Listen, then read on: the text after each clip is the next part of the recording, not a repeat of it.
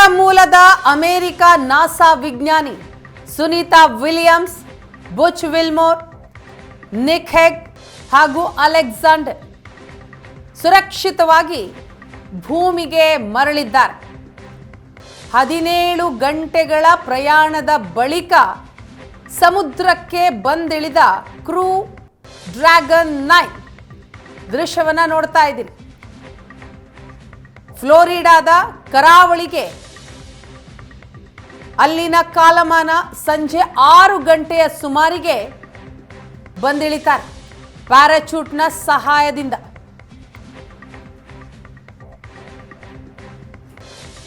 Capsules ಅನ್ನ ಸೇರ್ಕೊಳ್ತಾರೆ.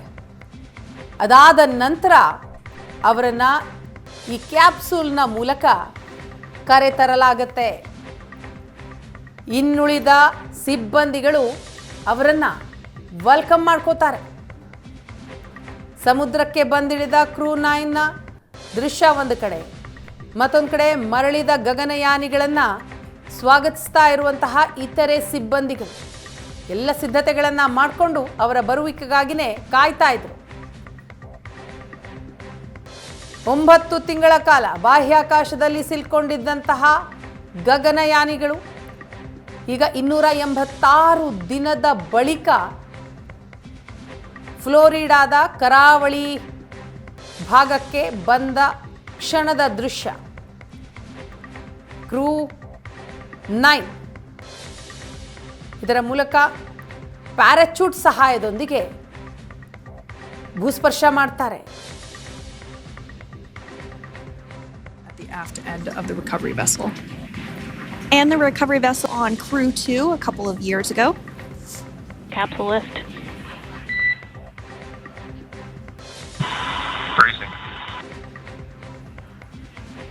There it goes, Dragon Freedom being lifted out of the water and onto our recovery vessel, Megan.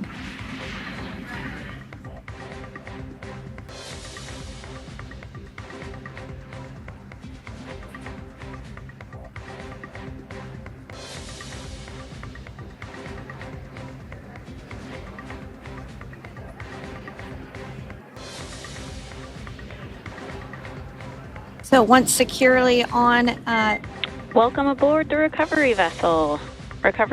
At the aft end of the recovery vessel. and the recovery vessel on Crew 2 a couple of years ago. Capsule lift.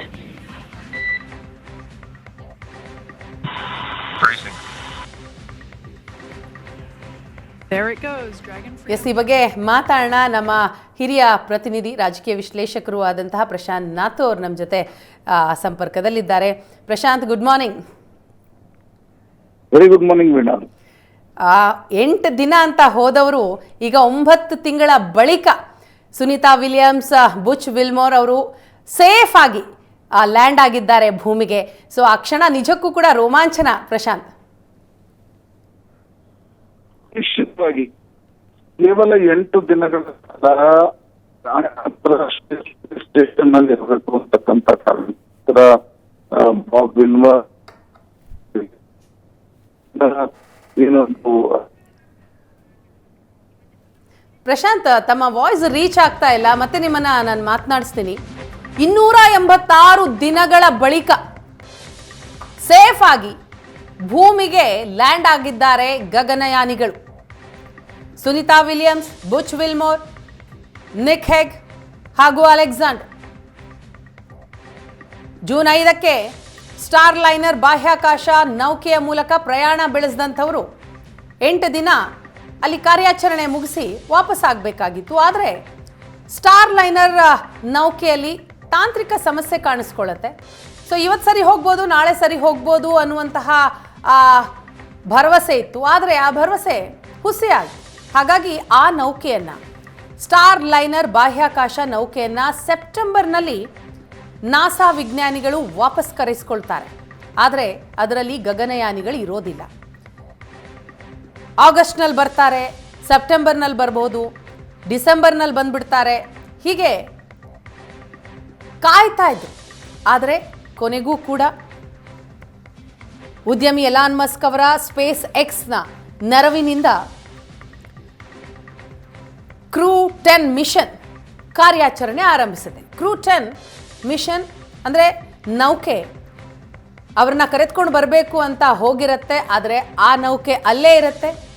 ಅವ್ರು ವಾಪಸ್ ಬರುವಂಥದ್ದು ಕ್ರೂ dragon 9 ಮೂಲಕ. So ಸೇಫಾಗಿ ಬಂದಿದ್ದಾರೆ. 4 ಗಗನಯಾನಿಗಳು ಪ್ರಯಾಣ ಬೆಳೆಸಿದಂತಹ ಸಂದರ್ಭದ ದೃಶ್ಯ ನೋಡ್ತಾ ಇದ್ದೀರಿ. ಎಲ್ಲರೂ ಕೂಡ ಬಹಳ ಕ್ಯೂರಿಯಸ್ ಆಗಿದ್ರು. ಭೂಮಿಗೆ ಯಾವಾಗ ವಾಪಸ್ ಆಗ್ತೀವಿ ಅನ್ನುವಂತಹ ಕುತೂಹಲ ಅವರಲ್ಲಿತ್ತು. ಸೊ ಇನ್ನೇನು ಆಗಿಬಿಡ್ತೀವಿ ಅನ್ನುವಂತಹ ಕ್ಷಣ ಅವರ ಮುಖದಲ್ಲೂ ಕೂಡ ನಗೆ ಕಾಣಿಸ್ತಾ ಇದೆ. ಸೊ ಖುಷಿಯಿಂದ ಎಲ್ಲರತ್ತ ಕೈ ಬೀಸ್ತಿದ್ದಾರೆ. ಅವರ ಸಿಬ್ಬಂದಿಗಳನ್ನು, ಅವರ ಸಹಪಾಠಿಗಳನ್ನು ನೋಡಿ ಎಷ್ಟು 9 ತಿಂಗಳಾಗೋಗಿತ್ತು. ಕುಟುಂಬಸ್ಥರಿಂದ ದೂರ ಇದ್ದಂಥವರು ಈಗ ಕೊನೆಗೂ ಕೂಡ ಲ್ಯಾಂಡ್ ಆಗಿಬಿಡ್ತೀವಿ, ಸೇಫಾಗಿ ಲ್ಯಾಂಡ್ ಆಗುವಂತಹ ಸಂದರ್ಭ ಬಂತು ಅನ್ನುವಂತಹ ಕೌತುಕ, ಕಾತರತೆ ಇದ್ದಂತಹ ಸಂದರ್ಭದ ದೃಶ್ಯ ಅದು. ಕ್ರೂ ಡ್ರ್ಯಾಗನ್ 9 ಮೂಲಕ ಫ್ಲೋರಿಡಾದ ಕರಾವಳಿಗೆ ಬಂದಿಳಿತಾರೆ. ಸೊ ಕ್ಯಾಪ್ಸುಲ್ನ ಮೂಲಕ ಅವ್ರನ್ನ ಕರೆದುಕೊಂಡು ಬರಲಾಗುತ್ತೆ. ಆಗ ಕ್ಯಾಪ್ಸುಲ್ ಓಪನ್ ಆಗಿ ಅವರನ್ನು ಸೇಫಾಗಿ ಹೊರಗಡೆ ಕರೆದುಕೊಂಡು ಬರುವಂತಹ ಚಾಲೆಂಜಸ್ ಕೂಡ ಇನ್ನುಳಿದಂತಹ ಸಿಬ್ಬಂದಿಗಳ ಮೇಲಿರುತ್ತೆ. ಕ್ಯಾಪ್ಸುಲ್ ಓಪನ್ ಆದ ಸಂದರ್ಭ ಅವರನ್ನು ಹೊರ ತರೋದಕ್ಕೆ ಎಲ್ಲ ಪ್ರಿಪ್ರೇಷನ್ ಕೂಡ ಆಗ್ತಾ ಇರುತ್ತೆ. ಸ್ಟ್ರೆಚರ್ಸ್ ಬೇಕು, ಯಾಕಂತಂದರೆ ಸಡನ್ನಾಗಿ ಆಚೆ ಬರೋದಕ್ಕಾಗಲ್ಲ, ನಡೆದುಕೊಂಡು ಬರೋದಕ್ಕಾಗಲ್ಲ. 9 ತಿಂಗಳು ತೇಲಾಡ್ತಾ ಇದ್ರು ಬಾಹ್ಯಾಕಾಶದಲ್ಲಿ. ಸ್ನಾಯು ತನ್ನ ಶಕ್ತಿಯನ್ನು ಕಳೆದುಕೊಂಡಿರುತ್ತೆ. ಭೂಮಿಗೆ ಬಂದ ತಕ್ಷಣ ಅಡ್ಜಸ್ಟ್ ಆಗೋದಕ್ಕೆ ಕೆಲವು ಸಮಯ ಬೇಕು, ಕೆಲವು ವಾರಗಳು ಬೇಕು. ಅದಕ್ಕೆ ವೈದ್ಯಕೀಯ ಪರೀಕ್ಷೆಯನ್ನು ಮಾಡ್ತಾರೆ. ಟ್ರೀಟ್ಮೆಂಟ್ಗಳು ಬೇಕು ಅಂತಂದರೆ ಟ್ರೀಟ್ಮೆಂಟ್ಗಳನ್ನು ಕೂಡ ಕೊಡಲಾಗತ್ತೆ. ಕಂಪ್ಲೀಟ್ ಆಗಿ ವಿರುದ್ಧವಾದಂತಹ ಒಂದು ವಾತಾವರಣದಲ್ಲಿ ಇದ್ದು ಬಂದಂತಹ ಗಗನ ಯಾತ್ರಿಗಳು ಭೂಮಿಗೆ ಬಂದ ತಕ್ಷಣ ಇಲ್ಲಿಯ ವಾತಾವರಣಕ್ಕೆ ಹೊಂದಿಕೊಳ್ಳೋದು ಸ್ವಲ್ಪ ಕಷ್ಟ.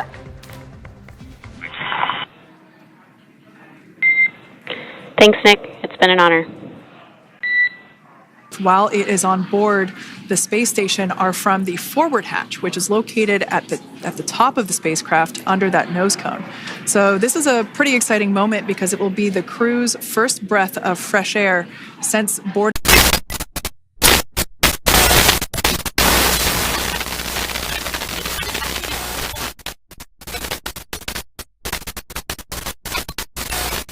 Over a period of just over a day between the two crews, an abbreviated handover compared to others that have preceded it, that designed to provide this opportunity for undocking, thus maximizing the best weather conditions that were forecast for this coming week, over the next few days.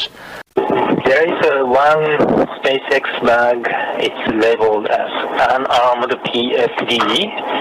The bag number is 153, and its carabiner attached. April 27th, 2022, to the International Space Station on NASA's SpaceX Crew 4 mission. It was subsequently used for 2.